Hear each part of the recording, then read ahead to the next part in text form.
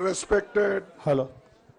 Madam Sonia Gandhi ji, Rahul Gandhi ji, Priyanka Gandhi ji और इस मंच पे बैठे हुए हमारे पार्टी के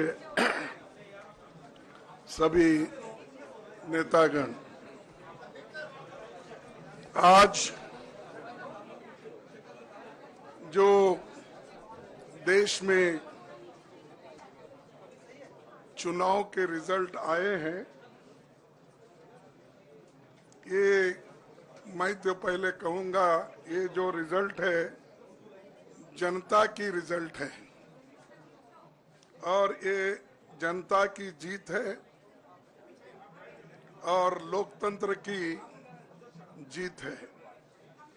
हम पहले से यही कह रहे थे कि ये लड़ाई हमारी मोदी वर्सेस जनता है, लोग हैं। तो 18वीं लोकसभा के चुनाव में हम विनम्रता से जनमत को स्वीकार करते हैं। इस बार जनता ने किसी एक दल को पूर्ण बहुमत नहीं दिया, खासकर सत्ताधारी दल भाजपा ने एक व्यक्ति एक चेहरे के नाम पर वोट मांगा। अब ये स्पष्ट हो गया है कि ये मैंडेट मोदी जी के खिलाफ गया है। ये उनकी राजनीतिक और नैतिक हार है। जो व्यक्ति बार बार अपने नाम से ही हर जगह वोट मांगते थे, उनकी ये बहुत बड़ी हार है और नैतिक दृष्टि से ये तो उनको बहुत बड़ा नुकसान हुआ है। आप जानते हैं कि कांग्रेस पार्टी और हमारे इंडिया गठबंधन से बहुत प्रतिकूल माहौल में चुनाव लड़ा।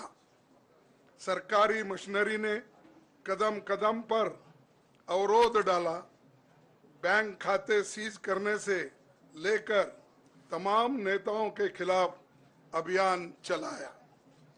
फिर भी शुरू से आखिर तक कांग्रेस पार्टी का कैंपेन सकारात्मक था, पॉजिटिव था।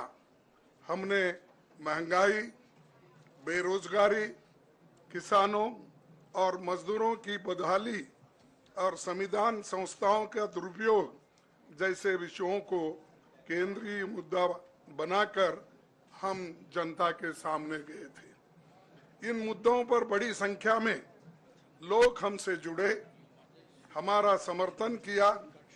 प्रधानमंत्री ने जिस तरह का कैंपेन किया, वो इतिहास में लंबे समय तक याद रखा जाएगा।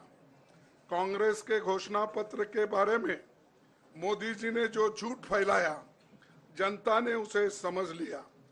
मैं इस मौके पर कहना चाहूंगा कि श्री राहुल गांधी जी की दोनों यात्राएं, भारत जोड़ो यात्रा और भारत जोड़ो न्याय यात्रा के दौरान लाखों करोड़ों लोगों को मिलना, लोगों की समस्याओं को सुनना और आगे चलकर उन समस्याओं का हल ढूंढना हमारे कैंपेन का आधार बना।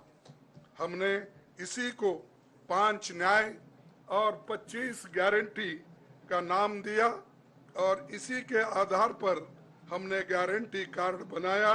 हमारे कार्यकर्ता उसे लेकर घर घर पहुंचे और लोगों को संपर्क करे।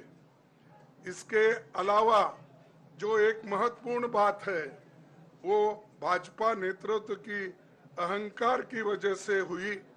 उन्होंने धीरे धीरे सारे संवैधानिक संस्थाओं के ऊपर गैर कानूनी तरीके से कब्जा करने की कोशिश की। फिर इनका उपयोग विरोधी दल के खिलाफ करने लगे। जो दब गया उसे दबा के अपने तरफ लिया, जो नहीं दबे उसकी पार्टी को तोड़ दिया, नहीं तो फिर जेल में डाल दिया। लोगों को ये विश्वास हो गया था कि मोदी जी को एक मौका और मिला तो अगला हमला संविधान पर सीधा होगा और लोकतंत्र पर होगा। इसीलिए लोगों को इसके प्रमाण नए संसद सत्र के साथ ही दिखेंगे। खुशी इस बात की है कि भाजपा इस षड्यंत्र में अब सफल नहीं हो पाएगी। मैं इस अवसर पर सीपीपी चेयरपर्सन श्रीमती सोनिया गांधी जी, हमारे लोकप्रिय नेता राहुल गांधी जी, प्रियंका गांधी जी का विशेष मैं धन्यवाद करना चाहता हूं। और इन्होंने दिन रात बराबरी से पूरे देश में कैंपेन किया और हमें एक मजबूत स्थिति में पहुंचाने के लिए भारी मदद इन्होंने की। और मैं ये कहूँगा कि इनके वजह से हमको बहुत बड़ा प्रोत्साहन देश में मिला और आज ये स्थिति जो बनी है उनके वजह से बनी। और हमारे करोड़ों कार्यकर्ता जो है देश में, उन्होंने भी हमारा साथ दिया।